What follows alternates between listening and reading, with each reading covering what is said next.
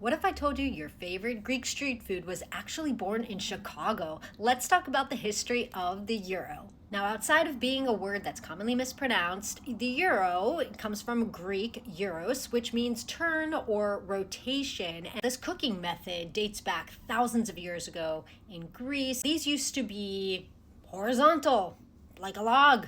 And then one day, someone was like, "What are we doing, guys?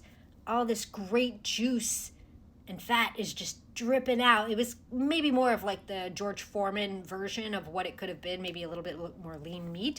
But what are we doing? All of that flavor is just going into the fire. What the heck? Needs to be vertical. So this modern version, this vertical spit, evolved from 19th century Ottoman doner kebab, which came from Bursa, Turkey, from someone named Iskender Efendi in the 1860s. From there, variations spread in the Middle East, Mediterranean. You have shawarma in Lebanon, you have al pastor in Mexico, and then, of course, the gyros in Greece. After Greece gained independence from the Ottoman Empire in the 19th century, they then started taking foods into their own hands and really giving it their own cultural identity. They were taking these meats and stacking them by hand into these kind of meat cones. But another thing that it was really convenient for was spatial issues. So if you wanted to have a little shop or a little cart set up, I mean, man alive, good luck. I don't know how you're doing it. That's a lot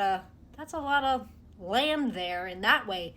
But, you know, in big cities like in New York, you build up, right? So we're seeing this kind of version here, right? Well, remember how I said Chicago? Large amounts of Greek immigrants were coming to the United States in the 1960s and the 1970s, escaping economic hardships and military dictatorship. And Chicago, New York, and Detroit were kind of hubs for people to then move to. And a lot of these Greek immigrants were working and setting up restaurants and diners and serving this kind of food here. And again, they were doing it the old school way, right? How they knew, hand stacking that meat. Until one day somebody was like, "What the heck, man? This is taking way too long. There's got to be an easier way." In comes Chris Tamaris, who founded Kronos Foods and created the first mass-produced Euro cone. For convenience for a lot of people, it made sense. Now, this really expanded the reach for Euros, places and cities that weren't either familiar. It was an easy gateway into it. And of course, if you want to learn more about the history of the euro, you can tune into this episode of Sprung on Food. You can watch the video on YouTube at the I Am Sprung channel, or